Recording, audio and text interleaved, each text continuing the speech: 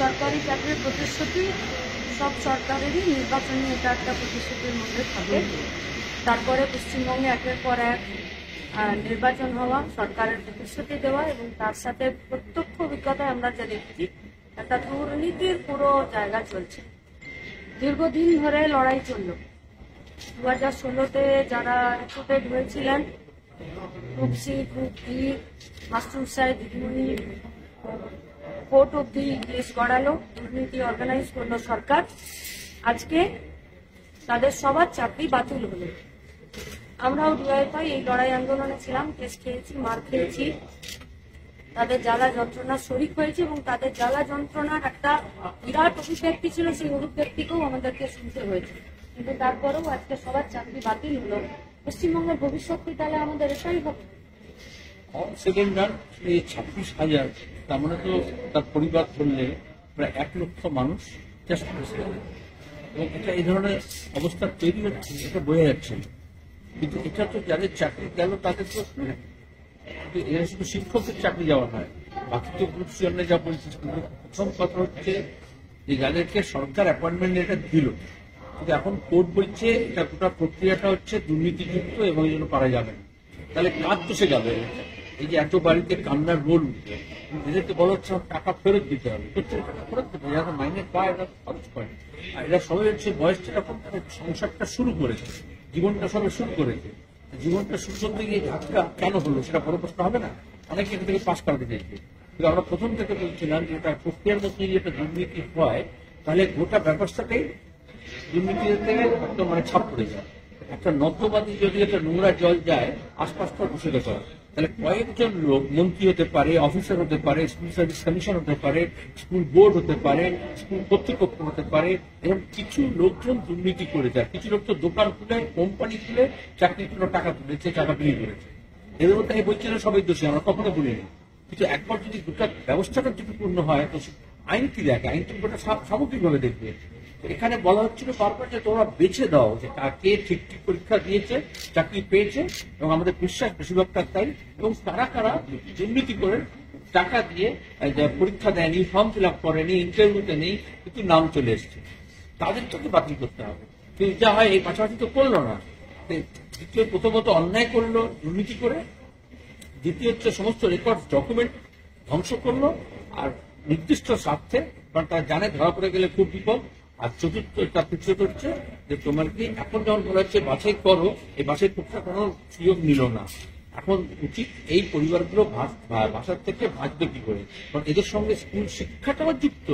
কারণ স্কুলগুলো যখন কালকে টিচার থাকবে না, তো এর তো ড্যাং ড্যাং করবে। বিজেপি তৃণমূল তো চাইছে গোটা দেশে সরকারি শিক্ষা ব্যবস্থাটা তুলে দিয়ে প্রাইভেট স্কুলটা হোক।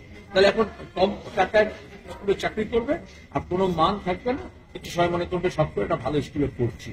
তাহলে স্কুল ব্যবস্থাটাকে বাঁচানো, এটা কিন্তু এই কটা পরিবারের জন্য নয়, আমাদের স্বার্থ হচ্ছে গোটা স্কুল শিক্ষা ব্যবস্থাটাকে বাঁচাতে হবে। সুপ্রিম কোর্ট যা বলেছে, আমি যা শুনেছি, এখনো পূর্ণাঙ্গ রায়টা পাইনি, যে দ্রুত নিয়োগ সম্পন্ন করতে হবে। তাহলে সরকারের কোনো বাহানা চলবে না। বাহানা দেখাতে পারে এটা হচ্ছে ওটা হচ্ছে, এতদিন ধরে মমতা ব্যানার্জি কি বলেছেন, কোর্টের জন্য নিয়োগ করছে না।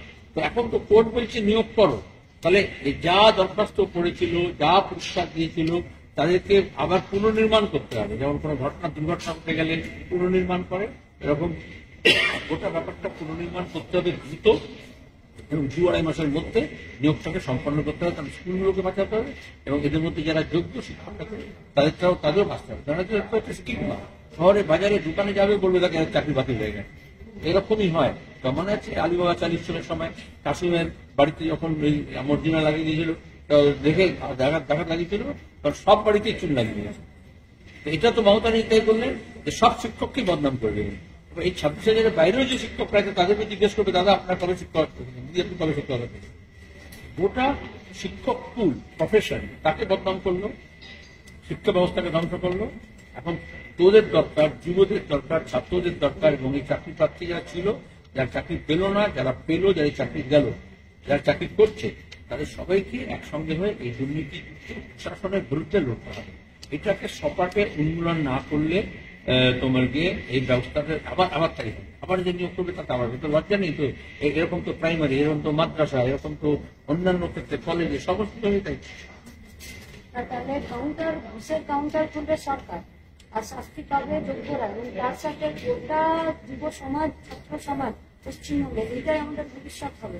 গুলি করা মনে পড়ে গেল আমার হিন্দিতে একটা কথা আছে, আটাকে সাথ গুণ পেশা। যদি পোকা থাকে গমের মধ্যে, এবং তারপরে যদি আটার চাকরিতে দিয়ে দেওয়া হয়, তাহলে গমের যেরকম আটা হবে ওই পোকাগুলো তার মধ্যে মিশে যাবে। তাহলে দুর্নীতিযুক্ত করে ঘুষের টাকা নিয়ে চাকরিদারকে কি করেছে, পোকা এবং গম একসঙ্গে পেশাই করেছে। যার ফলে এখন যেটা হচ্ছে, যখন বিষাক্ত হয়েছে তখন সবটা ফেলে দেওয়া। এর মধ্যে গমের দোষ নেই, এর আটার দোষ নেই।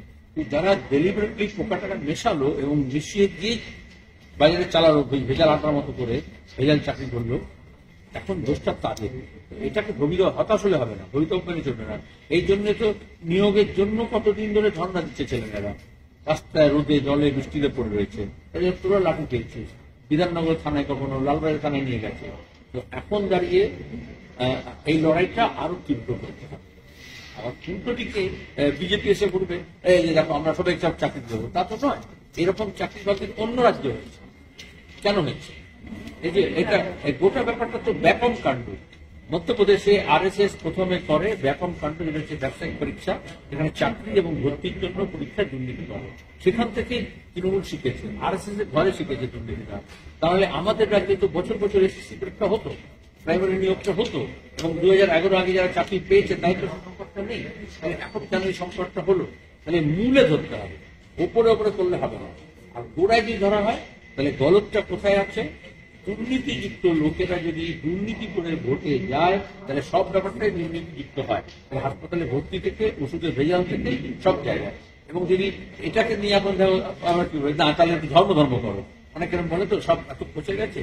আচ্ছা এখন রাম মন্দির, তোমার রামনবমী, ঈদ আর এইসব জীবননামা, এটা কি বড় ব্যাপার? ওরা দেশে যে রাজনীতিটা হচ্ছে মন্দির মসজিদ নিয়ে, এখনো দাঁড়িয়ে এই এক সপ্তাহের মধ্যে, তাহলে মানুষকে তো বুঝতে হবে যে স্কুলটাকে বাঁচাতে হবে, শিক্ষকের চাকরি বাঁচাতে হবে, শিক্ষক নিয়োগ করতে হবে। এটা মূল কথা, না মন্দির মসজিদে গিয়ে হামলা করা হবে?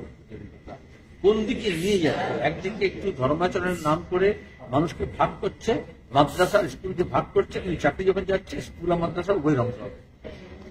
26,000 বাতিল হলে যেমন গরিবের শিক্ষা চলে যাবে, তাহলে গরিবের চাকরিও চলে যাবে। তাহলে পশ্চিমবঙ্গের সরকারটা গরিবদের নয়। টার্গেটটা কারা? আজকে গোটা দেশে এবং রাজ্যে এই যে দক্ষিণপন্থার উত্থান হয়েছে, এই টার্গেটটা হচ্ছে 1%-এর কাছে 40%-এর প্রপার্টি চলে যাচ্ছে, অ্যাসেট চলে যাচ্ছে, জিডিপির একটা বড় অংশ তাদের হাতে চলে যাচ্ছে। তারা তো সুখে আছে, তো তারাই আবার টাকা পয়সা দিয়ে, কর্পোরেট ফান্ড দিয়ে, ইলেকট্রাল বন্ড দিয়ে এমন করছে, সেখানে যাই একটু ধর্ম করো, একটু মন্দির মসজিদ করো, আর অন্যদিকে ভোটের সময় একটু একটু খাও পিও, দিনকে আরাম করবে, একটু মদ মৎসব করো। কিন্তু ব্যবস্থাটা এমন করা হবে যেখানে তোমার হাতে জমি চলে যাবে, তোমার হাতে চাকরি চলে যাবে, তোমার হাতে শিক্ষা চলে যাবে, তোমার হাতে স্বাস্থ্য চলে যাবে, তোমার বাসস্থান চলে যাবে, তোমার সড়ক চলে যাবে, তোমার পুকুর, তোমার জঙ্গল, তোমার নদী নালা সব চলে যাবে। এটা শুধু স্কুল নয়, আসলে গরিব মানুষকে যদি বিধানসভা থেকে সরিয়ে দেওয়া হয়, পঞ্চায়েত থেকে সরিয়ে দেওয়া হয়, পুরসভা থেকে সরিয়ে দেওয়া হয়, লোকসভা থেকে সরিয়ে দেওয়া হয়, তাহলে কিন্তু আসলে সব জায়গা থেকে, জনসভা থেকে সরিয়ে দেওয়া হয়। এবং সেখানে দাঁড়িয়ে ক্রমাগত দেখবে, এখন যখন আগে মাস্টারমশাই গল্প ছিল শরৎচন্দ্রের, তারপরে পণ্ডিত মশাই ওই সিনেমাও হয়েছিল, হিন্দি সিনেমা, সেখানে দাঁড়িয়ে মাস্টারদের চরিত্র দেখানো হয়েছে। এখন কোন হিন্দি সিনেমা, কোন বাংলা সিনেমায় কোন মাস্টারের চরিত্র আছে? আগে গ্রাম থেকে একটা ছেলে আসতো, সংঘর্ষ করতো, তারপরে এস্টাবলিশ হতো, সেরকম চরিত্র এখন আছে। যেরকম সিনেমাতে নেই, যেরকম মিডিয়াতে নেই, যেরকম স্কুল কলেজ বিশ্ববিদ্যালয় থাকবে না, যেরকম বিধানসভা লোকসভায় নেই। তাহলে আসলে গরিব অংশকে, মধ্যবিত্ত নিম্নবিত্ত অংশকে অপসারণ করে দেওয়া হচ্ছে তাদের লেজিটিমেট জায়গা। আমরা তো এই গোটা আন্দোলনটাতে শুরু থেকেই ছিলাম, আমাদের কমরেডরা সব এসো খেয়েছে তাদের সাথে, যারা চাকরি প্রার্থী, যারা চাকরি করছিলেন তাদের সাথে, এবং এমনকি আইনিগতভাবেও এই লড়াইটা মাস্টারদের সাথে আমরা লড়ছিলাম। তাহলে এই লড়াইটা আরো তীব্র হলো। হতাশ হওয়ার কোনো জায়গা নেই, লড়াই চালিয়ে যেতে হবে, লড়তে হবে, এবং এই স্কুলগুলোকে বাঁচাতে হবে, এবং যে ছেলেমেয়েরা বাইরে আছে তাদেরকে, যাদেরকে বাইরে করে দেওয়া হলো, তাদেরকে স্কুলের মধ্যে আবার ঢোকাতে হবে।